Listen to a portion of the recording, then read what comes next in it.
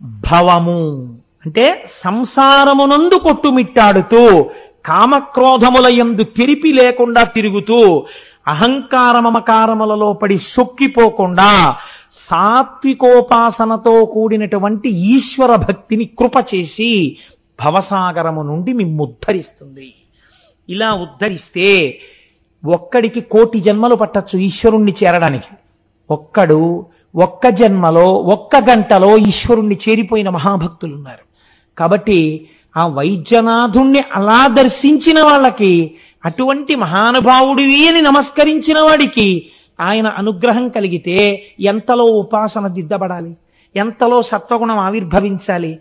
ఆయన అనుగ్రహం లేకుండా ఆయనని రాజసిక తామసిక పూజలతో లొంగదీసుకోగలమన్న భావన మంచిది కాదు. అందుకే ఎప్పుడూ మన వాళ్ళు ఒక మాట చెప్తారు, జగద్గురువులు కనుక శంకర భగవత్పాదులు ఈ మాట చెప్పారు. నేను మీకు ఒక్క మాట చెప్పనండి. నేనైతే ఒక విషయం అనుకుంటున్నాను, కాకినాడ పట్టణ వాసులకి అస్తమానం శంకరాచార్యులు వారంటే చాలా ప్రీతితో స్తోత్రాలు చేస్తారు. నేను చెప్పిన కనకధార గురుపాదుకలని తల మీద పెట్టుకుంటాం మనం, గురుపాదుకా పూజ అని చేస్తాం.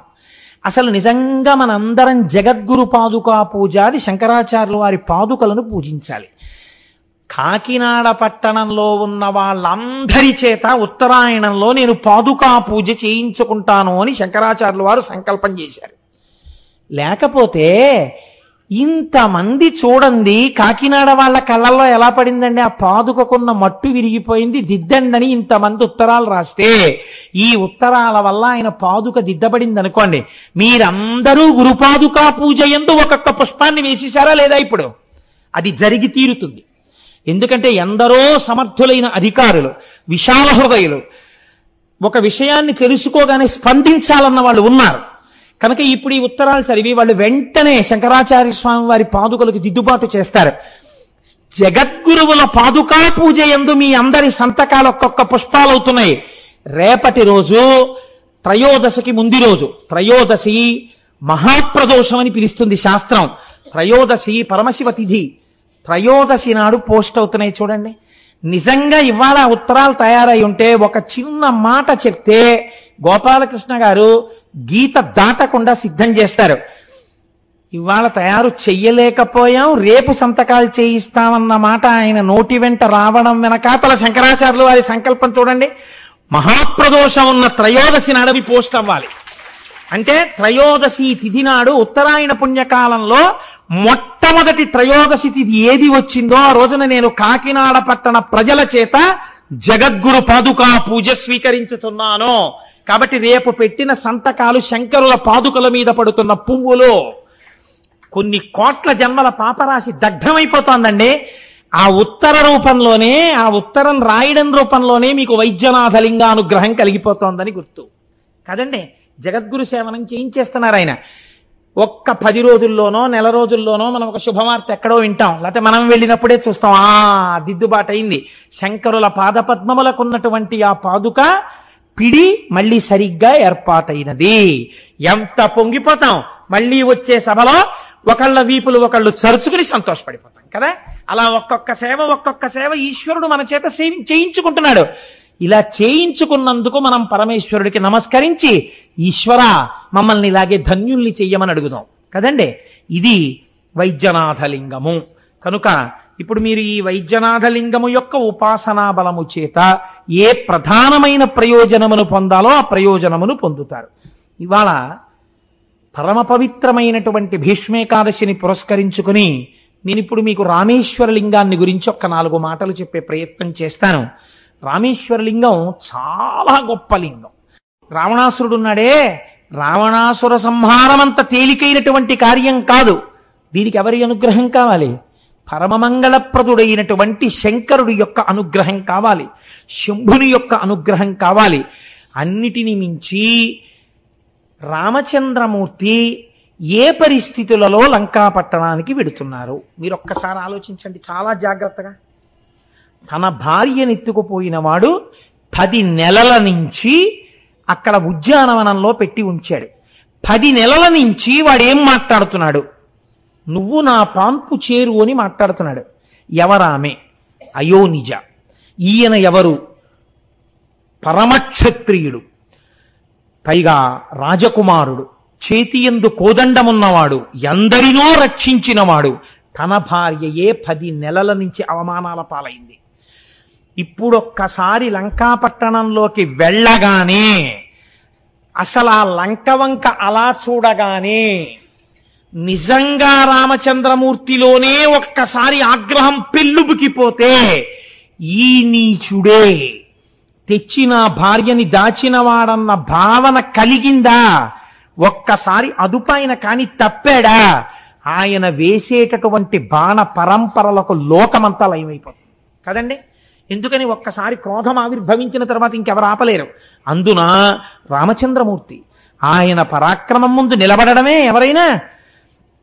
కాబట్టి మండిత విస్ఫులింగ విషమ జ్వలితానల కీలలు అబ్జ గర్భాండమనిండ రామ వసుధాదిపుడేచడి ఆ బాణ పరంపరలకి ఈ సమస్త లోకములు కాలిపోతాయిరా, జాగ్రత్త అని చెప్పారు హనుమ. అటువంటి రామచంద్రమూర్తి వెళ్లి యుద్ధ భూమిలో నిలబడితే, ఇది జ్ఞాపకానికి వస్తే ఎంత ప్రమాదం వాటిల్లుతుంది. అందులో ఒకసారి విభీషణుడు వచ్చి ఆశ్రయించాడు, అదే లంక నుంచి వచ్చాడు. ఆశ్రయించకపోయినా ఇంకా రాముడి మీద భక్తి ఉన్న వాళ్ళు ఎవరైనా ఉండిపోయారేమో. తనే బాణప్రయోగం చేసేస్తే శిశువులు పోతారు, పెద్దలు పోతారు, స్త్రీలు పోతారు, వృద్ధులు పోతారు, సమస్తము నశించిపోతుంది.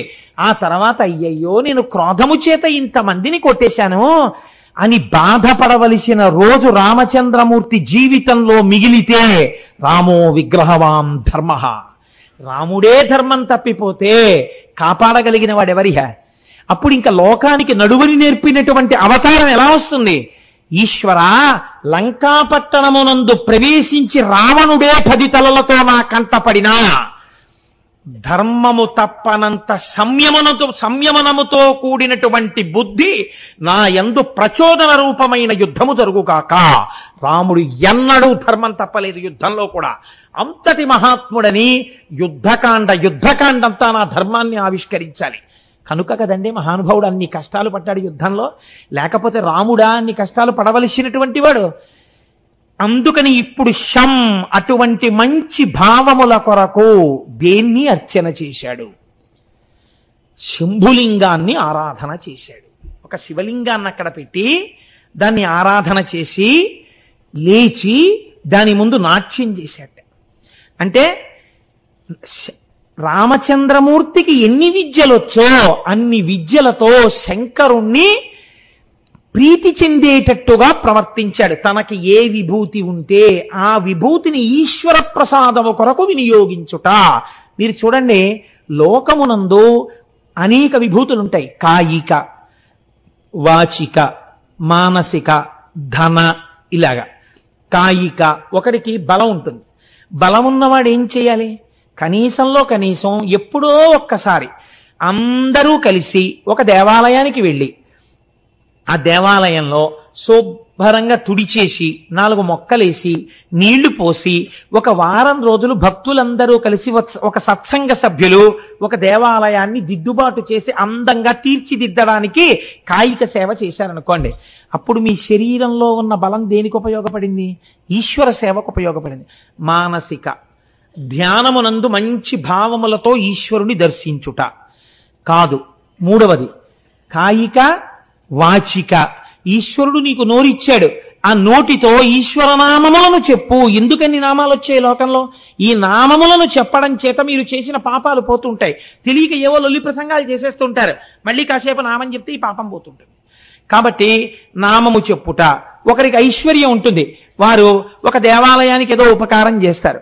ఇక్కడ కొంతమంది ఐశ్వర్యవంతులు ఈ దేవాలయ నిర్మాణం చేశారు. రెడ్డి గారు రోజు వచ్చి కూర్చుంటుంటారు కదా.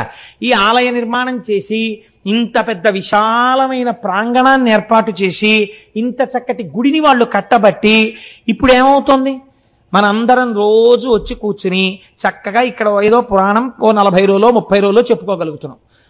ఇప్పుడు ధన సంపత్తి దేనికి ఉపయోగపడింది? ఈశ్వరార్చనకు ఉపయోగపడింది. కాబట్టి మీకు ఏది ఉందో దాన్ని ఈశ్వరార్చన యందు వినియోగిస్తారు. ఇప్పుడు రామచంద్రమూర్తికి అనేక కళలొచ్చు, ఆయనకి నాట్యం వచ్చు. ఆయన ఏం చేశారు? నృత్యం దర్శయామి అని పరమశివుడి ముందు నాట్యం చేశారు. గీతం శ్రావయామి. శంకరుడు ఇంకొక పాట పాడారు.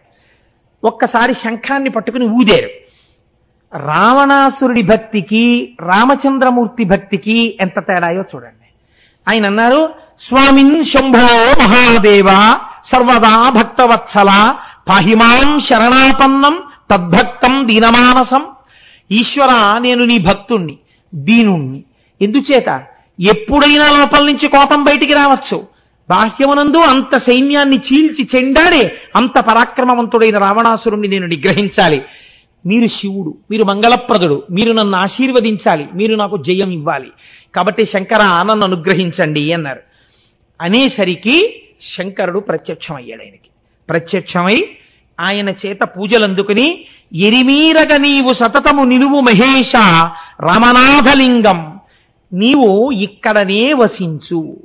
ఇక్కడ వసించినటువంటి నిన్ను రామచంద్రమూర్తి చేత ప్రతిష్ఠింపబడిన లింగము అనబడేటటువంటి పేరుతో లోకమంతా నిన్ను ఆరాధన చేస్తుంది అంటే శంకరుడు అన్నాడు, ఆయనే కదండి, ఆయన వాక్యమే కదండి. మరి నాగనాథలింగ ఇప్పుడే కదా మీరు విన్నారు, ఆ వైద్యనాథలింగంలో నీ మదం అణిగిపోతుందని శాపవాక్కు ప్రయోగించిన వాడు ఆయనే కదా. ఆయనే ఈయనగా వెడుతున్నాడు ఇప్పుడు. శివస్య హృదయం విష్ణుర్విష్ణోశ్చ హృదయం శివ. కాబట్టి ఇప్పుడు వెడుతున్న వాడికి పరమశివుని ఆశీర్వచనం కలిగింది. ఏమని? నీవు జయమును పొందుతావు. వాడేమడిగాడు? బలం కావాలన్నాడు. ఈయనేమన్నాడు? నాకు జయం కావాలన్నాడు. ఇది ఈశ్వరానుగ్రహం. అది అహంకారంతో కూడిన పూజ. వాడు పాడవడానికి పనికొచ్చింది. ఇప్పుడు ఆయన రామచంద్రమూర్తి యొక్క కోరిక మేరకు ఒక శివలింగంగా కూడా ఆవిర్భవించారు. తదనంతరమునందు రామచంద్రమూర్తి వెళ్ళారు లంకాపట్టణానికి. ఆయన్ని సంహరించారు. సంహరించిన తరువాత తిరిగి పుష్పక విమానంలో వచ్చేస్తున్నారు. వచ్చేస్తున్నప్పుడు సీతమ్మ తల్లితో కలిసి పుష్పక విమానంలో వెడుతూ వెడుతూ కిందకి చూపించారు. సీత, నీ కొరకే రావణుడిక్కడ చంపబడ్డాడు, నీ కొరకే కుంభకర్ణుడిక్కడ చంపబడ్డాడు. చూశవ, మాంసపు ముద్దలతో ఉన్న ఈ యుద్ధ భూమి రాక్షసుల యొక్క పీలుగు పెంటలతో ఎందుకు నిండిందో తెలుసా? నీ కొరకే. క్షాత్రధర్మంతో ధర్మాన్ని విడిచిపెట్టకుండా ఇంత యుద్ధం చేసి నిన్ను నాదామును చేసుకుని నేను నా యొక్క క్షాత్రధర్మమునందు పొరపాటు లేని వాడనయ్యాను. ఆయనకి ధర్మం కావాలి అని చెప్తూ సముద్రం మీదకి వెళ్ళినప్పుడు ఆయన ఒక మాట చెప్పారు. చూశావా, ఇదిగో సేతు, అదిగో అక్కడే నాకు మహాదేవుడు కనపడి నన్ను అనుగ్రహించినాడు అని చెప్పారు. రామాయణంలో యుద్ధకాండలో ఆ శ్లోకాల్లో ఈ పాదం ఉంది. ఇదే ప్రాంతమునందు నన్ను మహానుభావుడైనటువంటి మహాదేవుడు అనుగ్రహించినాడు. మహాదేవుడన్న మాటని పట్టుకుని ఇంకొక భావనతో దాన్ని తీసుకెళ్ళేది పరమశివుడు కాదు అని చెప్పకూడదు. అది తప్పు. అప్పుడు వ్యాస హృదయం పోతుంది. వ్యాసుడు సాక్షాత్ నారాయణుడు. ఆయన స్కాంద పురాణంలో చెప్పాడు, రామాయణంలో రామచంద్రమూర్తి చెప్పారు. శివానుగ్రహమును పొంది రామచంద్రమూర్తి అంతటి ధార్మికుడు, అవతార ప్రయోజనంలో మనకి నడువడి నేర్పవలసినటువంటి వాడు, ఆయన ఎందుకు శివ పూజ చెయ్యడండి? ఏమిటి ఆయనకి బాధ? చేశాడు, శంకరానుగ్రహాన్ని పొందాడు. పొంది ఆయన మనకి నేర్పాడు, నీకు మంగళం కావాలంటే శివలింగార్చన చెయ్యవలెను అని ఆయన నేర్పాడు మనకి. కనుక ఇక్కడే నాకు శంకరానుగ్రహం కలిగింది అని చెప్పాడు. అయితే ఇక్కడ ఒక పెద్ద ఇబ్బంది. సాధారణంగా నేను వీరికి దిగిపోయాక అడుగుతారు, ఏమండి మరి సముద్రం దాటే ముందు రామచంద్రమూర్తి పూజ చేసి శివలింగం ఆవిర్భవించిందని మీరు అంటున్నారు, కానీ ఇవాల్టి రోజున మనం రామనాథలింగాన్ని దర్శనం చేసుకోవడానికి ఎక్కడికి వెళ్ళి దర్శనం చేస్తున్నాం అంటే, సముద్రంలో కొంత భాగం వెళ్ళిపోయిన తరువాత సముద్రం మధ్యలో ఉన్నటువంటి ఒక దీవి ఎందు కదా మనం రామేశ్వరం దీవిలో కదా రామచంద్రమూర్తిని పూజ చేస్తున్నాం. ఈ లింగము ఆ లింగము ఒక్కట. ఒకవేళ అదే ఆ లింగం అనుకోండి, రామచంద్రమూర్తికి సాక్షాత్కరించిన శంకరలింగం అనుకోండి, అలా అయ్యుంటే మరి రామేశ్వర క్షేత్ర స్థల పురాణమునందు రావణ సంహారం అయిపోయిన తర్వాత రామచంద్రమూర్తి ప్రతిష్ఠ చెయ్యడం కోసం హనుమని కాశీపట్టణానికి పంపించి విశ్వనాథలింగం ఒకటి తీసుకురమ్మంటే హనుమకించే తాలస్యంగా వస్తే సీతాదేవి సైకతలింగాన్ని తయారు చేసిందని, రామచంద్రమూర్తి ఆ లింగాన్ని ప్రతిష్ఠ చేశారని వాళ్ళు రామేశ్వరంలో చెప్తుంటారు. పైగా అక్కడ సరస్వతీ బావి, సావిత్రి బావి, గాయత్రి బావి, నలబావి, గంధమాదన బావి, ఇన్ని బావులు ఉన్నాయి. అసలు ఆ క్షేత్రమే తడిగా ఉంటుంది. ఆ గుడంతాను ఎంత పెద్ద గుడో. ఇన్ని ఉన్నప్పుడు మరి ఈ లింగము అక్కడది స్థల పురాణంలో చెప్పినట్టు ఇప్పటి వరకు వెళ్ళిన జ్యోతిర్లింగాలన్నీ స్థల పురాణానికి సరిపోయాయి. కానీ ఇప్పుడు అలా రెండు కలిసే అవకాశం ఉందా? ఇంకొకటి ఏదైనా జరిగిందా అంటే ఈ విషయాన్ని మహానుభావుడు మల్లాది చంద్రశేఖర శాస్త్రి గారు రామాయణమునందు ధర్మ సూక్ష్మములు అన్న విషయంలో పరిష్కారం చేశారు. ఆయన ఒక మాట చెప్పారు. ఆయన కూర్మ పురాణంలోంచి ఒక విషయాన్ని ప్రతిపాదన చేస్తూ యావత్ సేతుశ్చ తావచ్చ స్థాస్యామ్యత్ర తిరోహితః, నేను తిరోహితుడనై ఉంటాను అని శంకరుడు అన్నాడు. అంటే అందరికీ నేను కనపడను, కనపడకుండా ఉంటాను. కాబట్టి కనపడకుండా ఉన్నాడు కాబట్టి రామచంద్రమూర్తి చేత ప్రతిష్ఠింపబడి రామచంద్రమూర్తి చేత పూజలందుకున్న శంకరుడు సముద్రమునకు ఈవలి ఒడ్డున సాక్షాత్కరించినాడు అని మీరు ఒక నమస్కారం చేసి ఆ ద్వీపంలోకి వెడితే అక్కడ మాత్రం రామేశ్వరం క్షేత్రం ఉంది. ఈ రామేశ్వర క్షేత్రంలో ఉన్నటువంటి శివలింగం సీతమ్మ తల్లి చేతులతో తీసుకొచ్చినటువంటి పోగు చేయబడినటువంటి మట్టితో ఏర్పడిన శివలింగమేనా? అప్పుడు అది నిజమేనా? రామచంద్రమూర్తి అది ప్రతిష్ఠ చేసిన మాట యథార్థమేనా? హనుమ అంతటి ప్రాజ్ఞుడు శివలింగాన్ని తేవడంలో ముహూర్తానికి ఆలస్యం జరిగిందా? అలా ఆయన చేస్తాడా? అలా ఎందుకు జరిగింది? మీరు ఇప్పుడు కొంచెం జాగ్రత్తగా అవలోకనం చెయ్యండి. అలా కాకపోతే స్థల పురాణం అలా ఉంటుందా? రామాయణంలో దీని ప్రస్తావన ఎందుకు లేదు మరి అని మీకు అనుమానం రావచ్చు. రామాయణం కావ్యం. రామాయణం సూచన చేసి విడిచిపెడుతుంటుంది కొన్ని తప్ప రామాయణం ప్రతిపాదించని విషయములు కొన్ని సత్యములు లోకంలో ఉన్నాయి. భద్రాచల క్షేత్రానికి సంబంధించిన విషయం రామాయణంలో లేదు.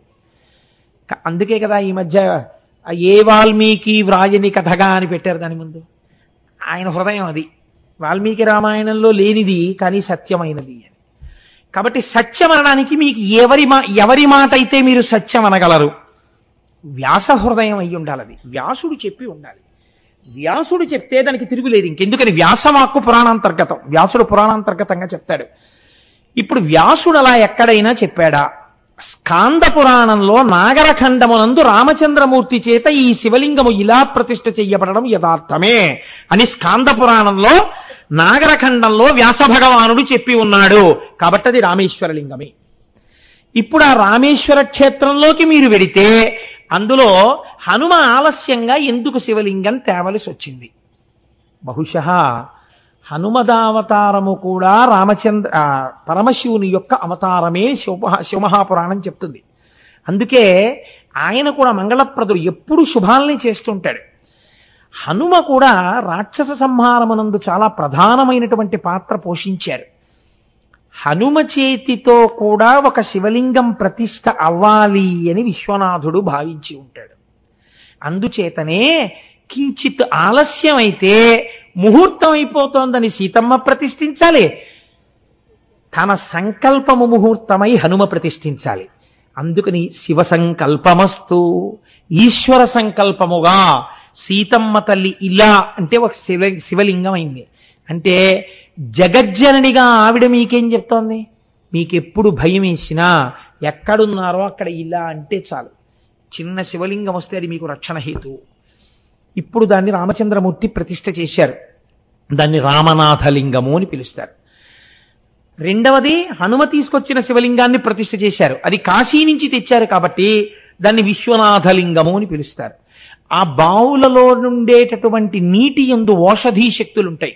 అందుకే అక్కడికి వెడితే ఓ 5 రూపాయలు పోయినా కక్కుర్తి పడకూడదు. ఇంత యాత్ర చేసిన తర్వాత అయ్యా అన్ని బావుల్లో నీళ్లు పోయడానికి ఎంత ఇవ్వాలండి అని అడుగుతారు. అడిగితే ఆయన అంటాడు, మీకు నీళ్లు పోయడానికి ఏదో 60 బావులో 70 బావులో ఉన్నాయండి, 60 బావులు 70 బావుల్లోనూ కలిపి 500 ఇవ్వండి అంటాడు. 500 ఇవ్వమంటే మేము అంత ఇవ్వమయ్యా, ఏదో 50 రూపాయలు ఇస్తాం పోసేయాలని అనుకున్నాడు. పోస్తాడు. ఎలా పోస్తాడో తెలుసా అండి? మిమ్మల్ని కూడా ఇంకో 50 మందితో కలుపుతాడు. కలిపి గబ్బ గబ్బ గబ్బ గబ్బ గబ్బ గబ్బ నడిచి వెళ్ళిపోతుంటాడు. తడిగా ఉంటుంది క్షేత్రం. ఏ నూతి దగ్గరికో వెళ్ళో చేత లాగుతాడు. లాగి నించోండి అంటాడు. నించోమ్మని 50 మందిని ఇట్టించి అటు కొడతాడు నీటి దారతో. అది మీ కళ్ళల్లో తగలచ్చు, ముక్కులో తగలచ్చు, గుండెల మీద తగలచ్చు. ప్రతి బావి దగ్గర భయమే. ముందున్న వాడికి మరీ గట్టిగా తగులుతుంది, మధ్యలో ఉన్న వాడికి పడవేమో మేక. కాబట్టి ఆయన కొట్టి నీళ్లు పడతాయి. అందుకని అక్కడ దాకా వెళ్ళాక కక్కుర్తి పడకుండా, అయ్యా చాలా దూరం నుంచి వచ్చాం, ఆ నీళ్లు పోసుకోవాలని వచ్చాం, 500 ఇవ్వలేను కానీ పరమ ప్రీతితో నువ్వు ఇంతమందికి చేయిస్తున్నావు సేవ, నువ్వు ఇలా వృద్ధిలోకి రావాలి నాయనా అనేదో 4 మంచి మాటలు చెప్పి ఒక్క 300 పుచ్చుకుని నన్ను కృతార్థుణ్ణి చేయి, నా జీవితాంతం నిన్ను జ్ఞాపకం పెట్టుకుంటానయ్యా అన్నారు అనుకోండి. నేను అలా చెప్పుకున్నవాడిని, స్వానుభవమున చెప్పు చవటలారా అందుకు చెప్తున్నా. అలా చెప్తే ఆయన అన్నాడు, ఏమీ బెంగలేదు, నా వెనకాల వచ్చేయండి అన్నాడు. వచ్చి ఒక బకెట్టుడు నీళ్లు తోడగానే నా నెత్తిమించి అభిషేకం చేసేవాడు, మిగిలిన వాళ్ళకి బకెట్ వేసుకొట్టేవాడు. వాళ్ళందరికీ చిన్న కోపం వచ్చింది కూడా, ఏంటి ఈయనకే పోస్తుంటాడు తక్కువ డబ్బులు ఇచ్చినానని. కేవలం మాటల చేత దేవతలు మన్నన చేసి వరంబులిత్తురుని చెప్పుకున్న ఉపన్యాసాలు అందుకు పనికొచ్చేప్పుడు. కాబట్టి రామచంద్రమూర్తి వీడు భవిష్యత్తులో రామాయణం చెప్పుకుంటాడు. పాపం నా కింకరుడు నేనంటే ఇష్టం ఉన్నవాడు అనుకున్నాడు, శివమహాపురాణంలోంచి కూడా 4 మాటలు చెప్పుకుంటాడని శివరూపంలో ఉన్న రాముడు, రాముడి రూపంలో ఉన్న శివుడు అనుగ్రహించారో. ఇద్దరి కథ చెప్పుకుంటాడు, నీళ్లు పోయకపోతే ఎలా అని ఇద్దరి రూపంలో ఒక్కడు అనుగ్రహించాడో అలా నీళ్లు పోయించి నన్ను ధన్యుణ్ణి చేశాడు. కనుక అలా పోసుకున్న తడి బట్టలతో బావులన్నీ తిరుగుతుండాలి. అదో చిత్రమైన క్షేత్రం, అక్కడ సముద్ర స్నానం చేస్తాం. అద్భుతమైనటువంటి మూర్తులు ఉంటాయి. శంకర భగవత్పాదాచార్య స్వామి వారు అలా దూరంగా చూస్తూ భవసాగరం నుంచి బయటికెత్తడానికే నేను జగద్గురువుగా వచ్చానన్నట్టుగా 4 శిష్యులతో పైన కూర్చుని ఉంటారు. 12 జ్యోతిర్లింగాలు ఉంటాయి, ఆ పైన ఉంటారు. ఎప్పుడైనా రామేశ్వర దర్శనం అత్యద్భుతమైనటువంటి దర్శనం. కనుక అక్కడ రైల్వే స్టేషన్లో గొప్పతనం ఏమిటో తెలుసా అండి? మీరు రైల్వే స్టేషన్లో కొంచెం జాగ్రత్తగా విచారణ చేస్తే మీకు చూపిస్తారు. రైల్వే స్టేషన్ని కొత్త ప్లాట్ఫామ్ కట్టడం కోసమని తవ్వితే ఈ స్టేజ్ ఎంత ఉంటుందో అంత పెద్ద దక్షిణామూర్తి దొరికారు అక్కడ. ఆ దక్షిణామూర్తిని ఎక్కడా పెట్టకుండా ఇండియన్ రైల్వేస్ వాళ్ళు మాకు దొరికాడు స్వామి అని అక్కడే ఉన్న పెద్ద రావి చెట్టు కింద పెట్టారు. అక్కడే ఉంటాడు, మీరు రైల్వే స్టేషన్లోనే దర్శనం చేసుకోవచ్చు దక్షిణామూర్తిని. అంత గొప్ప క్షేత్రం రామేశ్వరం. అటువంటి స్థితిలో పెద్దలు అన్నారు, అక్కడే శంకరాచార్యులు వారు తీసుకొచ్చినటువంటి శివలింగాల్లో ఒక శివలింగం ఉందండి. అది సూర్యోదయం కాకుండా దర్శనం చేయాలి. స్ఫటికలింగం, ఇంత శివలింగం ఉంటుంది స్ఫటికలింగం. తెల్లవారుజామున 4 గంటలకి మీరు దర్శనం చేసుకుని 10 రూపాయలు 5 రూపాయలు టికెట్ తీసుకుంటారు. లోపలికి వెడితే స్ఫటికలింగ దర్శనానికి కూర్చోపెడతారు. చాలా చిత్రంగా ఉంటుంది, మీరు చూసి తీరాలి. శ్రీకాళహస్తిలో ఉంది స్ఫటికలింగం, కానీ అక్కడ ఇలాంటి విన్యాసాలు ఉండవు, వెనకాల లైట్ వెలుగుతుంటుంది. మనం వాళ్ళకి అన్ని తేలిగ్గా తీసుకుంటారు కదా, వాళ్ళు కొంచెం జాగ్రత్తగా ఉంటారు తమిళనాట. అందుకని వాళ్ళ స్ఫటికలింగాన్ని తెల్లవారకట్ట తీసుకొచ్చి వేదిక మీద పెడతారు. పెట్టి మీరు బాగా గుర్తుపట్టడం కోసమని ఓం నిధనపతయే నమః అంటారు. పువ్వేరు ఓ ఎర్ర పువ్వు తీసుకొచ్చి దాని ముందు పెడతారు. మొత్తం శివలింగం ఎరుపైపోతుంది. అప్పుడు ఆ పువ్వు తీసేస్తారు, తీసేసి మీకు చూపిస్తారు చూడమని. ఇలాగా తెల్లటి లింగం కనపడుతుంది. అప్పుడు పువ్వు వేస్తారు, పువ్వు కొంచెం పక్కకి తీసేస్తారు. ఓం నిధనపతాంతికాయ నమః అంటారు. ఓ పసుపచ్చటి పువ్వు అలా పెడతారు. శివలింగం అంతా పసుపు అయిపోతుంది. దాన్ని పక్కకి తీసి మళ్ళీ స్ఫటికలింగ దర్శనం చేయిస్తారు, మళ్ళీ పువ్వు వేస్తారు. అది స్ఫటికలింగ దర్శనం చేయవలసిన విధానం. అంటే నిర్గుణుడైనటువంటి పరబ్రహ్మము శుద్ధ సత్వంతో ఉంటాడు. ఆయన యందు గుణములు లోకము అలా ప్రకాశిస్తూ ఉంటుంది, ఆరోపింపబడి ఉంటుంది అని ఆ పువ్వు చూస్తే ఆ రంగులో కనపడతాడు. ఆయన అది ఆ రంగా కాదు, ఆయన శుద్ధ స్ఫటికం, ఆయన యందు ప్రకాశించింది, ప్రతిఫలించింది అని అలా మనకు ఆ స్ఫటికలింగ దర్శనం చేయిస్తారు. పెద్ద స్ఫటికలింగం ఉంటుంది. రామేశ్వరం వెళ్ళిన వాళ్ళు ఇందులో చాలా మంది ఉంటారు, చూసొచ్చి ఉంటారు అనుకోండి, ఏదో నేనే చూసినట్టు చెప్తున్నాం.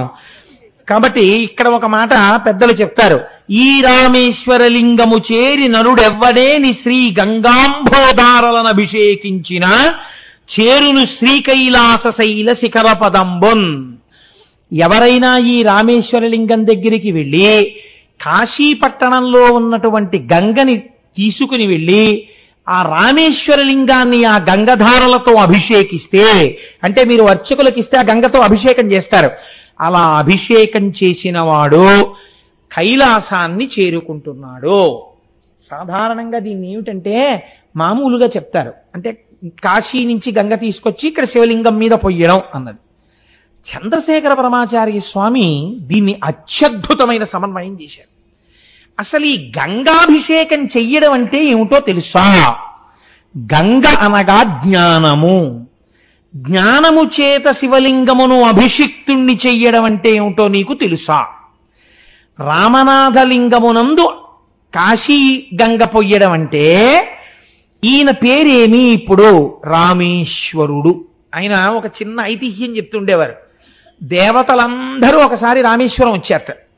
వచ్చి రామేశ్వర లింగ దర్శనం చేశారట.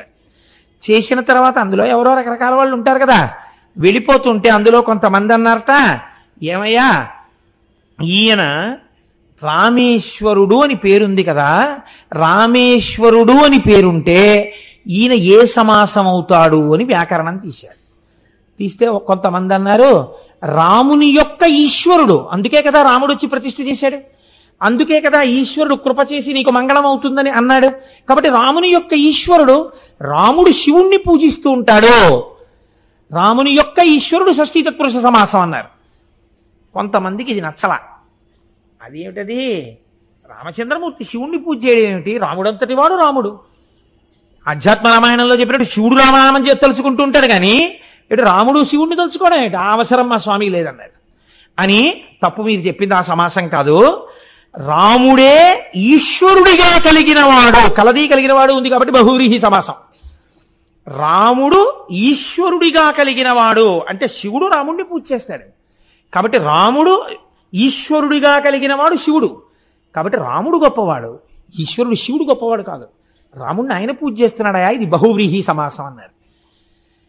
కాదు షష్ఠీ తత్పురుషం అని కొంతమంది అన్నారు, కాదు బహువ్రీహి అని కొంతమంది అన్నారు. ఇది సమాసం గొడవ కాదు, ఏ గొడవ మీకు అర్థమైపోయి ఉంటుంది.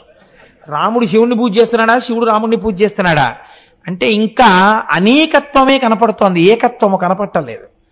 ఇప్పుడు ఈ స్థితిలో వాళ్ళన్నారు ఈ గొడవంతా మనకెందుకో, కైలాసానికి వెళ్ళి ప్రతిష్ఠ చేయబడ్డవాడు కాబట్టి శంకరుడిని అడుగుదాం అన్నారు. అని శంకరుడి దగ్గరికి వెళ్ళారు. శంభో మహాదేవ, అసలు నీ యొక్క స్వరూపమేమి, రామేశ్వరము అన్నది ఏ సమాసము? ఇలా అడిగితే బాగుండదు కదా, హోం అంటాడేమో అని ఏ సమాసం అని అడిగారు. అడిగితే ఆయన అన్నారు, మీకు ఎందుకు రావాలి అనుమానం, బహువ్రీహి, రాముని ఈశ్వరుడిగా కలిగిన వాడు, నాకు రాముడు ఈశ్వరుడయా, అందుకని ఇది బహువ్రీహి సమాసం అన్నారు. అంటే కొంచెం రాముని యొక్క ఈశ్వరుడు అని చెప్పిన వాళ్ళు బాధపడ్డారు. బయటికి వచ్చి అన్నారు, లేదు లేదు ఈ స్వామి అంతా అలాగేను, ఎప్పుడు నాదే ఉందంటాడు, పునుకులహారం వేసుకుంటాడు, అలా తిరుగుతూ ఉంటాడు, ఆయన అలా చెప్పాడని మీరు నిజం అనుకోకండి, కావాలంటే ఇది విష్ణుమూర్తిని అడుగుదాం పదండి అన్నారు. అందరూ కలిసి వైకుంఠానికి వెళ్ళారు. ఆయన చక్కగా శేషశయనం మీద పడుకుని ఉన్నాడు. ఆయన దగ్గరికి వెళ్ళి అడిగారు, ఏమయ్యా అసలు నిజం చెప్పు, ఇది ఏ సమాసం అన్నారు. ఆయన అన్నారు, మీకు ఎందుకు వచ్చింది అనుమానం, షష్ఠీ తత్పురుష రాముని యొక్క ఈశ్వరుడు, నా చేత పూజింపబడిన శివుడు, నాకు ఆయన ఆరాధింపబడవలసిన వాడు, అందుకని నేను ఆరాధించాను కాబట్టి నా యొక్క ఈశ్వరుడు, షష్ఠీ తత్పురుష సమాసం అన్నారు. ఏమిటో ఈయన సత్వగుణ సంపన్నుడు, అలాగే చెప్తాడు, ఈయనకి అహంకారం లేదు, పరమ వినయం, మరి ఆయన అలాగే చెప్తున్నాడు, ఈయన ఇలాగే చెప్తున్నాడు, అసలు నిజమేది? పెద్ద తలకాయ ఒకటి ఉంది, 4 తలకాయలైన ఆయన వెళ్ళి అడుగుదాం, ఆయన చెప్పేస్తాడు, 4 ముఖాలతో వేదం చెప్తుంటాడు కదా అని ఆయన దగ్గరికి వెళ్ళారు. ఇది షష్ఠీ తత్పురుషమా బహువ్రీహియా, ఏది నిజమని అడిగారు. ఆయన అన్నాడు, ఓరి మీ అసాధ్యం కోలా, కాశీ వెళ్ళి గంగ పట్టుకుని రామేశ్వరం వెళ్ళి శివలింగం మీద పోసినా మీకు తత్వం అర్థం కాలేదురా, రాముడు శివుడైనాడు, శివుడు రాముడైనాడు, అది షష్ఠీ తత్పురుషం కాదు, బహువ్రీహి కాదు, అది కర్మధారయ సమాసం. రాముడే శివుడైనాడు, శివుడే రాముడైనాడు, ఆయన హృదయం ఈయనకి తెలుసు, ఈయన హృదయం ఆయనకి తెలుసు. లోకానికి మర్యాద నేర్పడానికి ఈయన శివ పూజ చేస్తాడు, ఆయన విష్ణువుని పూజిస్తాడు. కాబట్టి వాళ్ళిద్దరూ ఒకరికొకరు పూజ చేసుకున్నట్టుంటారు. 2 రూపాలతో ఉన్నవాడు ఒక్కడేరా, ఇదే జ్ఞానగంగాభిషేకం అంటే. ఇది చేసిన వాడెవడో వాడికి రామేశ్వరం ఒక్కసారిడితే, కాశీ గంగతో అభిషేకం చేయడం వల్ల ఉన్నది ఒక్కటే పదార్థమన్న ఎరుక లోపల బాగా నిలబడాలి. ఇది నిలబడడం రామేశ్వర దర్శనము. అది చేసినవాడు సముద్రమును దాటుతున్నాడు, సంసార సముద్రాన్ని దాటి ఈశ్వరుణ్ణి పొందేస్తున్నాడు. ఏ ఒక్కడున్నాడో ఆ ఒక్కడి కన్నా వీడు రెండోవాడు ఉండకూడదు కాబట్టి వీడు కూడా ఒకటిలోకి వెళ్ళిపోతున్నాడు. కాబట్టి అటువంటి స్థితిని పొందడానికి పరమయోగ్యమైనటువంటి క్షేత్రము రామేశ్వర క్షేత్రము. మీరు తప్పకుండా వెళ్ళవలసిన క్షేత్రం అండి. వెళ్ళని వాళ్ళు ఎవరైనా ఉంటే నేను మీకు ఒక్క విషయం చెప్తాను, బాగా గుర్తెట్టుకోండి. రామేశ్వరం ఇంకా రాలేదంటే పడుకోకండి రైల్లో. తెల్లవారుజామున 4:30 అయ్యేటప్పటికీ లేచి కూర్చోండి. మీరు ఎన్నడూ చూడనటువంటి అత్యద్భుతమైన సన్నివేశం ఒకటి కనపడుతుంది. రామేశ్వరం వెళుతున్నప్పుడు మీకు దూరంగా సముద్రం కనపడుతుంది. సముద్రం కనపడుతున్నప్పుడు బీచ్లో ట్రైన్ వెళ్ళదుగా ఎప్పుడు. కాబట్టి అంత సముద్రం కనపడుతుంటే రైల్లో దూరంగా చూస్తుంటే అబ్బా ఎంత సముద్రమో అని కిటికీలోంచి చూస్తే అటు సముద్రం ఇటు సముద్రం. ఈ రైలు ఏం చేస్తుందో తెలుసా అండి, ఒక్క 20 నిమిషాలకి సముద్రపు టొడ్డుకే వెళ్ళిపోతుంది. అయ్య బాబాయ్ బీచ్లో రైలు ఎడుతోందని మీరు ఆ ఉద్విగ్నతతో చూస్తుంటారు. రైలు దేని మీద ఎడుతోందో అని మీకు కనపడదుగా, పట్టాలు కనపడవు. అది సముద్రం మీద ఉన్న బ్రిడ్జ్ ఎక్కేస్తుంది. మీరు సముద్రంలోకి రైలు వెళ్ళిపోతున్నట్టు ఉంటుంది. ఎందుకని కిందది కనపడదు, కింద ఉన్న బ్రిడ్జి కనపడదు కదా. మీరు కిటికీలోంచి చూస్తుంటే బీచ్ నుంచి సముద్రంలోకి రైలు వెళ్ళిపోతున్నట్టు ఉంటుంది. అది విమానం అయితే పర్వాలేదు, పైనుంచి వెళ్తుంటే కింద సముద్రం ఉందనుకుంటారు. రైలుకి వచ్చిన గొడవ ఏమిటో తెలుసా అండి, అలా బ్రిడ్జి ఎక్కేస్తుంటే కొద్ది కింద అంత సముద్రం నుంచి వెళ్ళిపోతుంటే ఆనాడు స్వామి హనుమ వెడుతుంటే చూసిన సముద్రాన్ని నేను చూస్తున్నాను. అయ్య బాబోయ్ ఈ సముద్రం మీదే కదా పుష్పక విమానం వెళ్ళింది, ఇదే కదా రాముడు వానరులతో వెళ్ళాడు అని మీరు తలుచుకుని అలా చూస్తుంటే చిన్ని చిన్ని స్టేషన్ల మించి ఎక్కడ చూసినా పుచ్చపాదులే, పెద్ద పెద్ద పుచ్చకాయలు, చిన్ని చిన్ని స్టేషన్లు దాటి వెళ్ళిపోయి ఆఖరికి రామేశ్వరం అన్న చోట రైలు ఆగుతుంది. నిజంగానండి మీరు అనుభవించవలసిన సన్నివేశం. రామేశ్వరం వెడుతున్నప్పుడే మీకు తెలియకుండా మీరు భవసాగరాన్ని దాటుతారేమో అనిపిస్తుంది నాకు. అంత గొప్ప అనుభూతి. వెళ్ళని వాళ్ళు ఉంటే ఒక్కసారి కాశీ వెళ్ళి గంగ పట్టుకుని రామేశ్వరం వెళ్ళే ప్రయత్నం చెయ్యండి. ఈశ్వరుడికి చెప్పండి, ఈశ్వరా నన్ను తీసుకెళ్ళని అడగండి. నిజాయితీతో ఈశ్వరుడిని అడిగితే ఈశ్వరుడు తీసుకెడతాడు. కానీ ఒకచో నేను చదివాను, దాని ప్రామాణికత ఎంత అన్నది పక్కనుంచండి. కాశీ వెడతానని సంకల్పం చేసి వెళ్ళలేకపోతే ఆర్తి పొందితే కాశీ వెళ్ళిన పుణ్యం ఇస్తారట. రామేశ్వరం వెడతానని సంకల్పం చేసి వెళ్ళకపోతే మహాపాపాన్ని ఖాతాలో వేస్తారు. కాబట్టి రామేశ్వరం వెడదామనుకుంటున్నానండి అనకూడదు. ఈశ్వరుడు నన్ను రామేశ్వరం తీసుకెళ్లాలని ప్రార్థిస్తున్నానండి అనాలి. ఆయన మీద పెట్టేయాలి. పెట్టేస్తే ఇప్పుడు ఆయన తీసుకెడతాడు, మీకు గొడవ ఉండదు. కాబట్టి కాశీ విషయంలో అలా అనండి, రామేశ్వరం విషయంలో ఇలా అనండి. ఎందుకైనా మంచిదని స్థానిక భద్రతా సూచనగా 3వ నెంబర్ ప్రమాద పతాకాన్ని ఎగరేశాం ఏమండి. అందుచేత ఈశ్వరానుగ్రహము చేత ఆ ఈశ్వరుడే మనని కాశీ రామేశ్వరముల దర్శనము చేయించి మనకి అటువంటి అనుభూతిని, అటువంటి జ్ఞానాన్ని, అటువంటి భక్తిని, అటువంటి భవసాగర తరణము చేయగలిగినటువంటి అదృష్టాన్ని ఈశ్వరుడి యొక్క నిర్హేతుక కృపా కటాక్షముగా మన యందు ప్రకాశించుగాక.